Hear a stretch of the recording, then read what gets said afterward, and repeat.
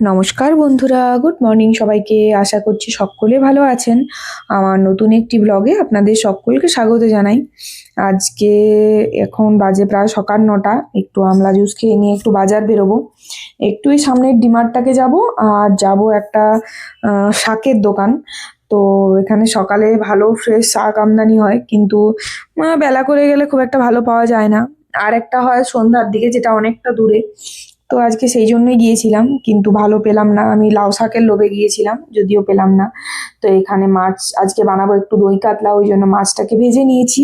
এবার ওই তেলের মধ্যে একটু বাটার, রসুন, তার সাথে পেঁয়াজ আর ছোট বাদামটা ভাজতে দেবো। অনেকেই কাজু দিয়ে করে, কিন্তু এই বাদামটাতে আরো বেশি মিষ্টি মিষ্টি লাগে, যেটা আমার খুব ভালো লাগে। তো সেই জন্য আমি ছোট বাদামটা দিয়েই করি। আমার একটু মিষ্টি মিষ্টি হলে ভালো হয় আর কি। এখানে পেঁয়াজটাকে আমি একটু লাল লাল করে ভেজে নেব। এখানে এমনি শাক বলতে লাউ শাক তো পেলাম না, তাই একটু উম, পালং শাকটা আছেই, যদিও বানানো হয়নি এখনো, সেই দিন নিয়ে এসেছিলাম।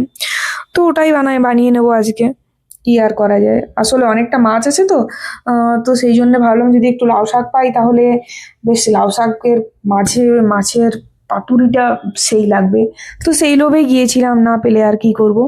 তো এখানে আদা রসুন, আদা আর কাঁচা লঙ্কা রসুনটা ভালোভাবে ভাজা হয়ে গেছে। এইভাবে টমাটোটা কেটে মাঝে মাঝে স্লাইস করে কেটে দিয়ে দিয়েছি। যতক্ষণ না টমাটোর কাঁচা গন্ধটা চলে যায় ততক্ষণ ভেজে তারপরে পেস্ট করে রাখা পেঁয়াজ আর বাদামটা দিয়ে দেব। আর এবারে আহ, একটু ফ্লেমটাকে মানে লো করে, মানে হিটটাকে একটু কমিয়ে তারপরে দইটা ফেটিয়ে পরে দেবো, তাছাড়া দইটা ফেটে যেতে চায়। আর এখানে অন্য কোনো মশলা আমি ইউজ করিনি, এখানে শুধু ভাজা জিরের গুঁড়ো ইউজ করেছি। তো এবার এটা কষতে থাক ভালোভাবে, যতক্ষণ না ভালোভাবে মানে তেল ছেড়ে আসছে। এখানে কষানো হয়ে গেছে। এবার ওপর থেকে মাছগুলো দিয়ে আরো কিছুক্ষণ ফুটিয়ে নেব। যদিও এখনো পর্যন্ত ভালোই রোদ দিচ্ছে, কিন্তু জানি না রোদ কতক্ষণ দেবে, আবার টুক করে জল চলে আসতে পারে।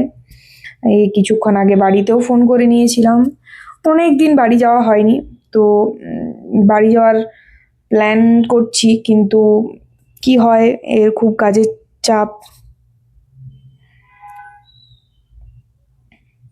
আমি ভাবলাম প্রথমে একটা ভাজা, মানে একটা দুটো দুটো ভাজা মাছ রাখবো আর দুটো দই কাতলা করব।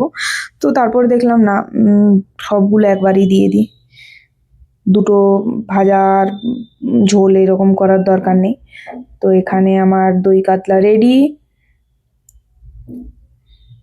কালারটাও সেই দারুণ এসছে। আর একটা বেস্ট জিনিস, সেটা হচ্ছে আজকে একটু ঘি বানাবো। মানে আমাদের যে নন্দিনীর ফুল ফ্যাট মিল্কটা নেওয়া হয়, তো ওপরে যে সরটা পরে আমি ওটা রেখে দিই, তারপরে 2-3-4 দিন বাদে ওটাকে গ্রাইন্ডারে ঘুরিয়ে ওর মাখনটা তুলে নিই।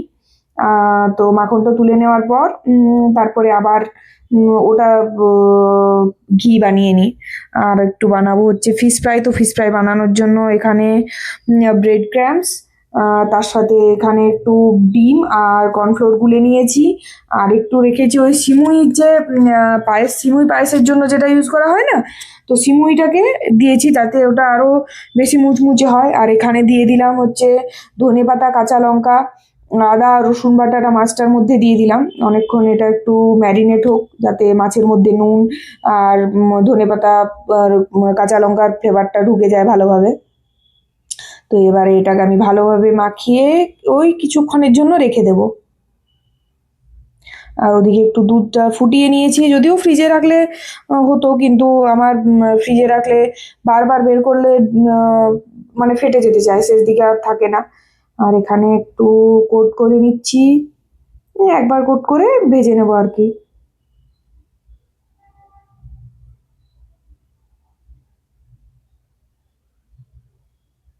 তো এখানে আমার সবগুলো একে একে করা হয়ে গেছে। এবার ভালোভাবে ভেজে নেব।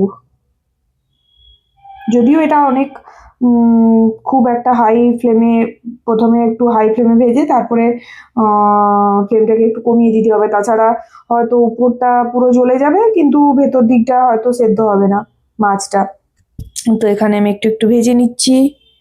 তো ভিডিওটি ভালো লাগলে লাইক কমেন্ট শেয়ার, আর চ্যানেলটিতে নতুন হলে প্লিজ সাবস্ক্রাইব করে দেবেন।